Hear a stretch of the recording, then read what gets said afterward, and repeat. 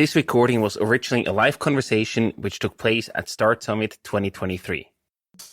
The startup is a temporary organization in search of a scalable and repeatable business model. So you might say, well, that sounds very abstract. So I'll give you very practical examples. Don't give titles to people early. We all get obsessed about COO and VP sales and whatever. At the beginning, none of this matters. The only thing that matters is whether you're accomplishing tasks that move the needle.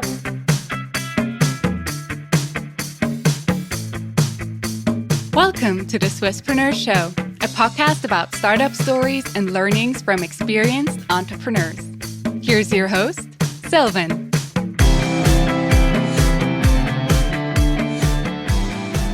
Hello everyone, great to see so many faces.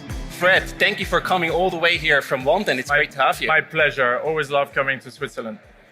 You have been a board member at just about 25 companies. Your portfolio value has more than $20 billion in value.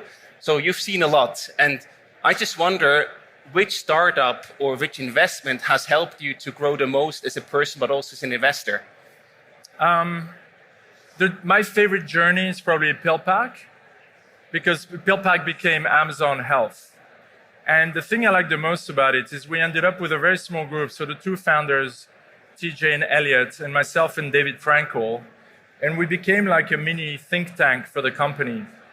And I just absolutely love the energy of those meetings. All the core decisions we made to build a pharmacy operating system, to go free, we made them together as a small unit. And it showed me what's possible when you work out of a place of trust and very deep trust and appreciation for each other, because we kind of lived in truth all the time. And it was fun, it was stressful, it was exhilarating, and also I made some lifelong friends. Amazing. And I'm going to take my jacket off because it's good for my brand, but it's very hot up here. The second question I want to ask you to warm up a bit is, what has been the most creative or most unique contact that ever a startup did to reach out to you for a potential investment? What was the thing that really is still on your mind from back in the days? I mean, we've had a bunch of weird approaches, from people sending a singing chicken to the office, to people showing up with their product at the door, to people sending full samples. I don't know that creativity is particularly a trait you look for in how you approach people, to be honest. I think creativity in the project. But look, we've had all sorts of crazy things over the years. There's not one that stands out particularly. Fair point. But here today, we are here to talk about how to survive your first 24 months as a startup. It usually all starts with the mindset. So I want to talk about this founder mindset. You've been quoted often saying that startup founders share a lot of similarities with the samurai. So what are these similarities? What do they have in common? So I love thinking about samurais because you effectively go back to Zen Buddhism and the abstraction of self. And if you think about when a samurai goes into battle, first of all, they might lose their lives on the day. And secondly, they're probably going to be on the battlefield for 18 hours, which is a little bit like the reverse marathon that founders have to run, where you don't know how many miles they're going to run, but you know it's going to be long. And so there are two things I like from the samurai, which I think are applicable. One is, before they go into battle, they meditate on their own death, supposedly 1,000 times. And what you're trying to do there is actually to master your fear. You don't push your fear away, you embrace it. And in that case, it's the fear of death. You can apply the same to a startup and say, when fear moves from here to your brain, if you're a startup founder, you can't operate. Yeah. So you have to learn to live with fear when you're responsible for people's salaries and you might run out of cash. And so the best way is to meditate on what might happen if you fail. Well, if you fail, you might have to explain to your mom that you lost her money, and you might have to fire people. But at the end of the day, if you can live with the worst outcome and you're comfortable with it, then suddenly you get back to a place where you can think clearly. So that's number one. Number two, how do the samurai fight? So the samurai go into battlefield thinking, today may be my day, the day I die, today may not be the day I die. And everybody else is high on adrenaline going, oh my God, I want to see my wife and my kids again, and they can't operate, right? So the second thing is, if you look at how samurai fight, they usually do a parry and a hit, and the other person's dead. Not that I love using war analogies, but the equivalent in startup land would be to focus on impact in everything that you do. A lot of startup founders become unbelievably busy and they start getting eaten up by the level of busyness. I have to run payroll, I have to run accounting, I'm going to a conference, whatever it is, and then you end up being swallowed by things that don't move the needle. So if you think like a samurai, it's like, what's the most elegant gesture that moves the ball down the field? Mm-hmm. And the best founders I've worked with are people who are unbelievably good at taking critical decisions and then moving the ball down the field in very simple ways.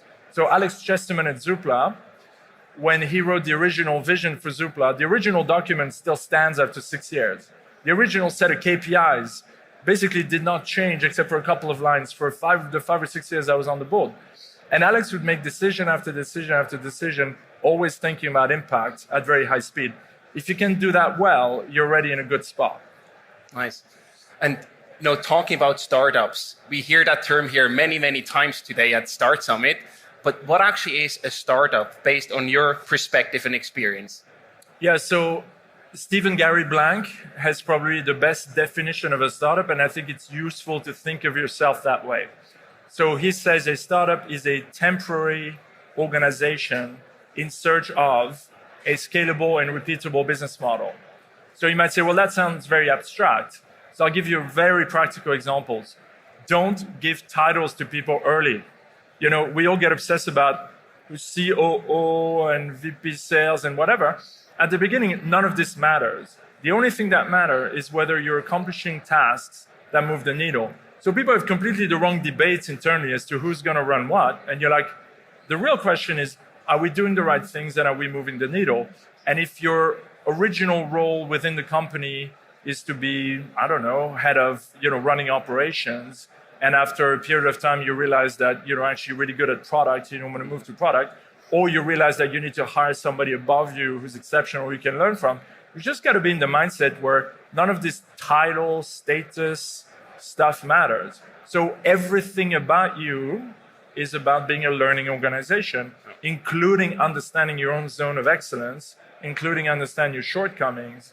And I think if the entire team is thinking, we're not quite sure what we're doing, we're not quite sure what role we play, or we're just going to go figure it out, you're leveraging your key differentiator as a startup is simply that you can make decisions faster and morph faster because you have less capital, fewer engineers, no brand. So you actually have there's no reason why you should succeed except for your metabolism speed.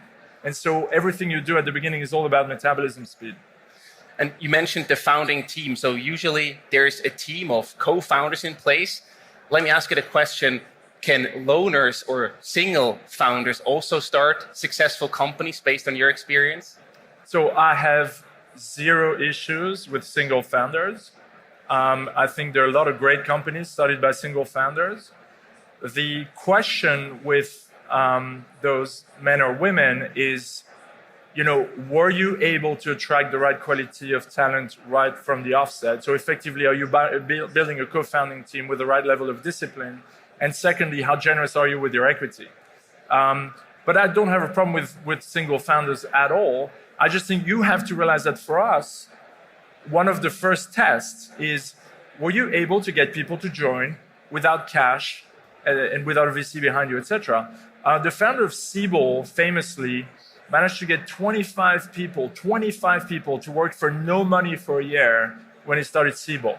It was an unbelievable story, including his EA. If you have that level of people skills and that level of compelling narrative, you can build anything. So we have a number of our companies that have single founders, and I don't have any rules when it comes to that shit. I think rules in startup land are bullshit. And when you have co-founders or you don't have co-founders, but you focus on the early employees, what are some tough conversations that you should have that often get just postponed or procrastinated a bit too long? What are these tough conversations you should have early on with your co-founders or early employees? So at the end of the day, every company needs a leader. And there are certain decisions that somebody needs to make which are not going to be consensual. And if you're kidding yourself about distributed leadership, it will come and bite you in the ass.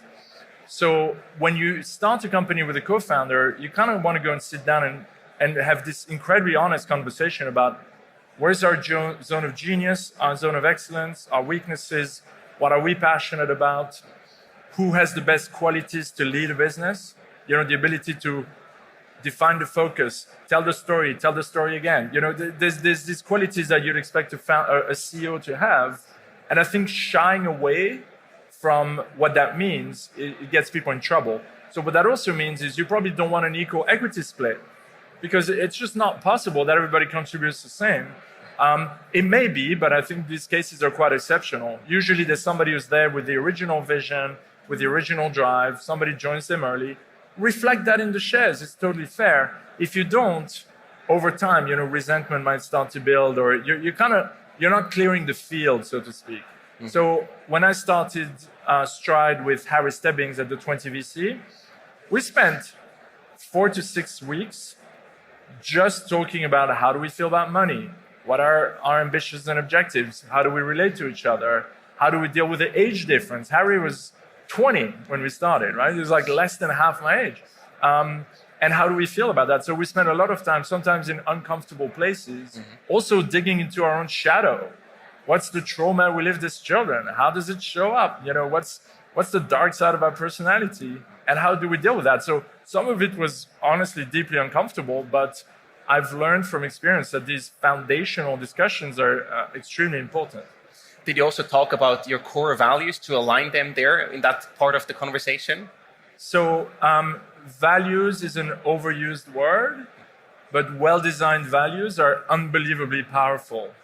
And so I think that spending the time to understand the uniqueness of the DNA of your founding group is extremely important, because it's going to give an imprint to the company. Mm-hmm. So in our case, we have one of our core values is dissent, hence my cap. And it's the duty to speak up and the duty to dissent. And it applies to everybody inside the organization, including our younger people, which is like speak up because you hold a version of the truth that's valuable. We have another one, which is always have impact. And if somebody's being busy, but it's not moving the needle, we don't need to have a one-on-one personal conversation that gets acrimonious. We can just ask the question, are you having impact? And most of the time people go, oh yeah, shit, you're right, I'm just being busy. And then, you haven't gotten into some kind of argument, because you can go back to the principles to have much more grounded and healthy discussions. Another thing you focus on early on is understanding the customer problem. How can I tell if my startup, if I as a founder really deeply and truly understand my customer's problem? Yeah, so this can never be repeated often enough. Most of the time we are not close enough to our users and customers. If we're an engineering team, we don't feel comfortable selling into enterprise, or whatever the reason is, we tend to sort of shy away from real engagement and prefer to stay at home and design the product thinking that we understand what our customers want. And that is the difference between success and failure in a lot of companies. So there's one of the playbooks you can apply if you're a SaaS company, for example, is find 5 customers and say, you know what, we're only going to have 5 customers for as long as it takes, and we're going to make sure they're successful. Like no matter what, we're going to co-design with them, we're going to go deep into the guts, we're going to give all our senior resources to them. By the time we finish that period, we will have a product that by definition has product market fit, 5 happy paying customers, and we'd have learned a ton. This kind of thing can absolutely kill you. I used to be involved in a French company, indirectly, but it doesn't matter. And they were doing this super complex time optimization for worker shifts. And they were mathematicians and they were brilliant. And what they were doing is complicated and value add. They forgot time sheeting. They forgot the most basic function. And it was unbelievable. By the time we went out to market, they managed to sign a bunch of clients. And then when they went broader, outside of the niche use case they were in, they realized they forgot one of the core features of the company, and it was really hard to back engineer into their product. So, that's an example of just, we are just biased and blind. We just have to accept it. And, everything you hold as an accepted truth about your market and your customer, you have to go challenge. The things where you will excel are the things you don't know about. The things you already know about, that's fine. So it's like, what is it that I'm not seeing? What is it that I'm not understanding? What am I missing? What's gonna railroad me? And being that obsessive mindset about, in which ways is this not going to work, I think is a very healthy way to look at developing a startup. And one not easy balance to strike for there is to keep focusing on what you're focusing on and building to try to deliver value to your customer, but also seeing new potential and new features that your customers might request. How do you balance staying focused and also still developing new things and new features?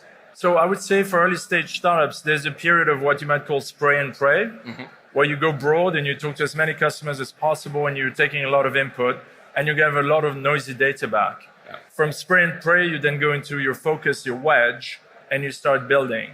I cannot tell you the number of times that we had highly requested features that customers actually didn't need. And this is where the art of product management comes in, which is what are really the core features we need to deliver? Let's focus purely on that. And the fact that our customers request something doesn't mean they need it actually to buy and use the product. In particular, strong salespeople are dangerous because they want to get sales through. They'll say, oh, our customers request feature X. And then you sit down with them. It's like, how many customers? 2. Okay. What kind of users do you have? Oh, we have this super creative, people in the innovation lab. They really want this. You're like, okay. So now we're starting to get a basis of fact to understand whether that feature request is something we need to do. But look, this is why I think European startups need to overinvest in product. In America, I used to live in Boston and invested all over the US. They're way better at putting a lot of resources into product. And the product function is the heart of any organization. And you need talented people. They're hard to find, by the way. We don't have enough of them. In fact, if I was a student, I would say, freaking go into product. Everything is already product-led and will become increasingly product-led. And this leads back to the customer problem, because maybe the feature that your customer is requesting is not solving the right problem or not a problem that you want to solve with your company, right? Correct. So in early stage companies, if your sales or business development people don't have a deep appreciation of and understanding of product, you're more likely to fail. Because you're creating one of the worst disconnects is really what the sales team is bringing back from the field versus the reality of what you're able to build or should build. And so the more you have salespeople and BD people that kind of have a deep appreciation of both engineering and product, the better off you are. So I would always skew towards these kinds of profiles. Yeah. Don't ever rely on salespeople to solve your problems. There's a reason why we insist on founder-led sales, because at the beginning you have to go get the information firsthand from the market. Don't outsource that. Yeah.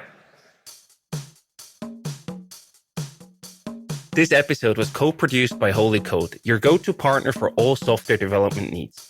From proof of concept to highly complex software, to building nearshore teams or delivering the optimal ERP solution, Holy Code is what you need.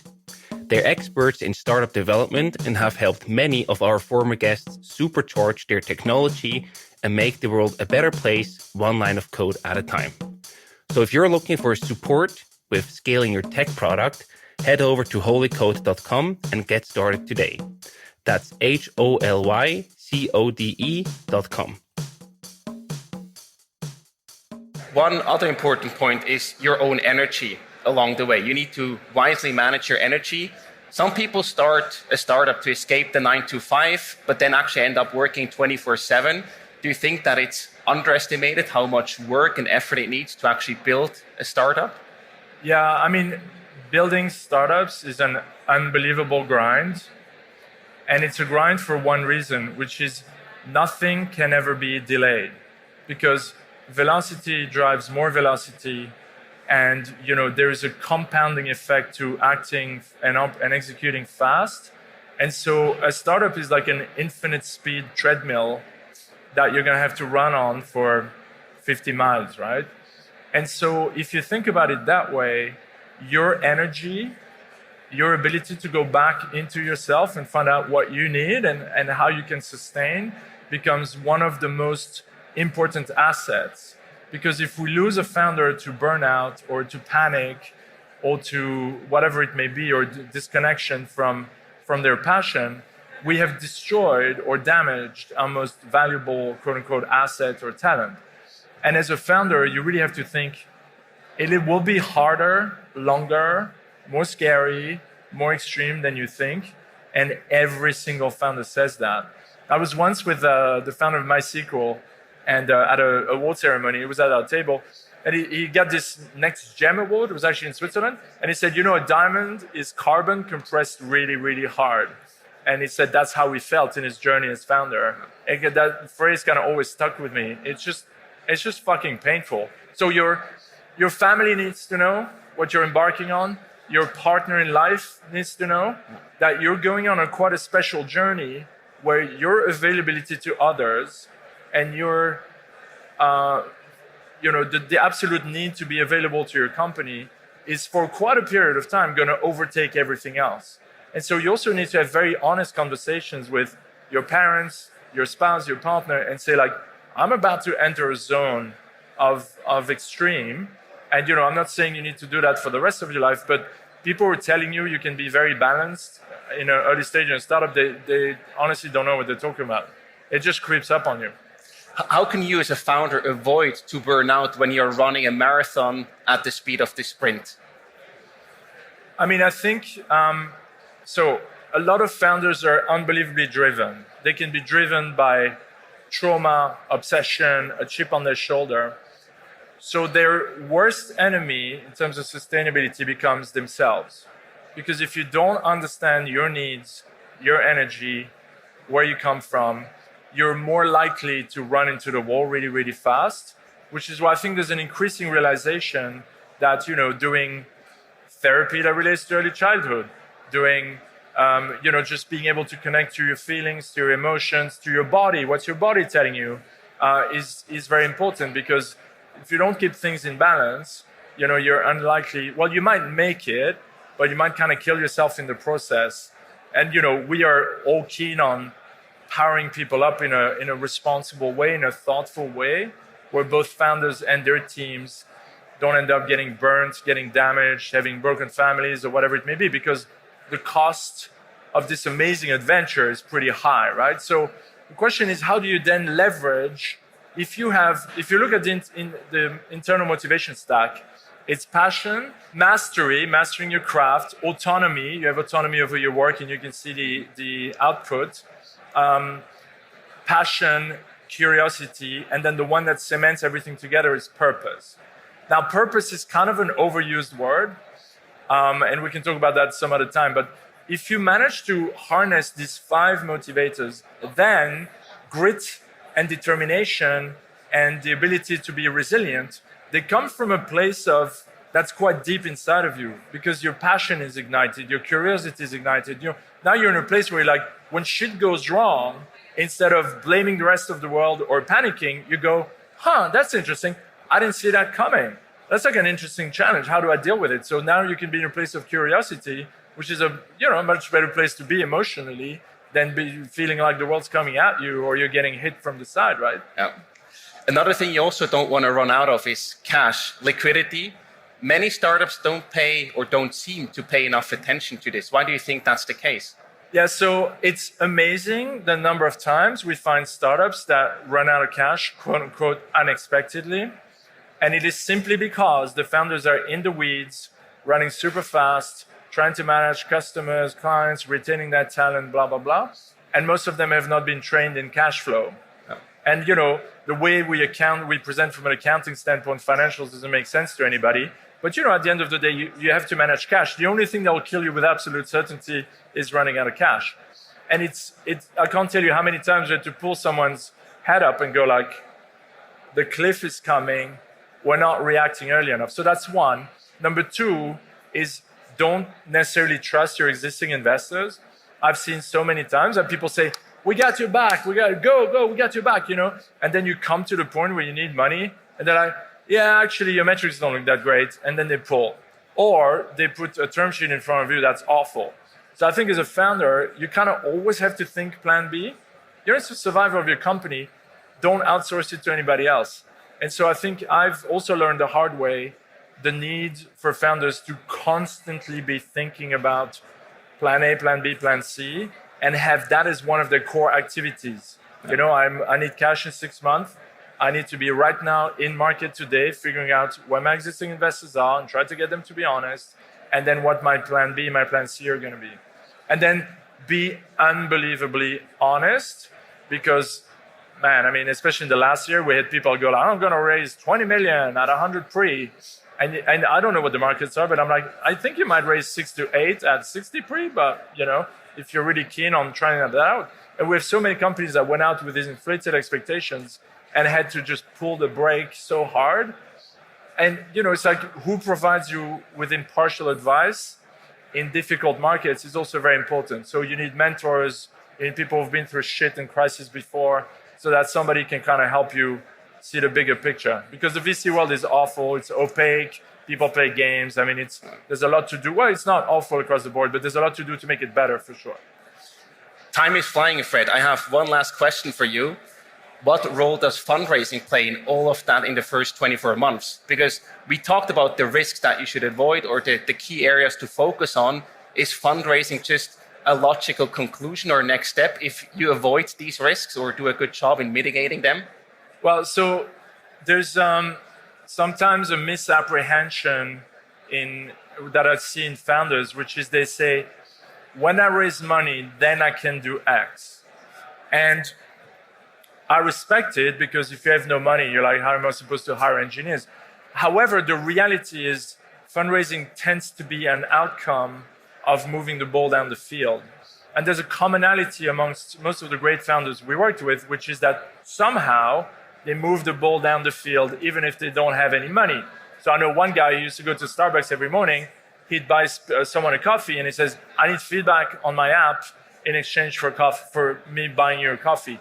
And he used to do 20 of those a day. So I can't remember how many weeks he did this. A founder of Faircast. But I think he ended up with 160 customer interviews for the price of coffees. And that's an example of not using cash and then going and say, I have very deep market research. He didn't use a market research firm. He just showed up at Starbucks in South Boston every morning, and every fucking morning he was buying people coffee. The Starbucks people loved him because he was driving good business. So that's an example, but the point is fundraising is an outcome of you moving the needle. If you start thinking the other way around, you're going to get frustrated, disappointed. You're going to have difficult investor conversations because everything's about momentum. Everything is about linking dots, towards a line that shows progress. And so very often we might say no very early. We like the concept, we like the people, but it will take a while for some key risk aspects to kind of get to the place where we're comfortable. So you have to put the dots and build a line. Otherwise, you're just going to keep running into a wall called fundraise, or somebody's going to take advantage of you. Somebody's going to say, I'll buy 10% of the company for $100,000. And that's not a place you want to be either. But I love that key takeaway. Fred, thank you so much for coming all the way from London and joining us here. It was a pleasure having you. Thank you. Really so appreciate it. Thank you for showing up.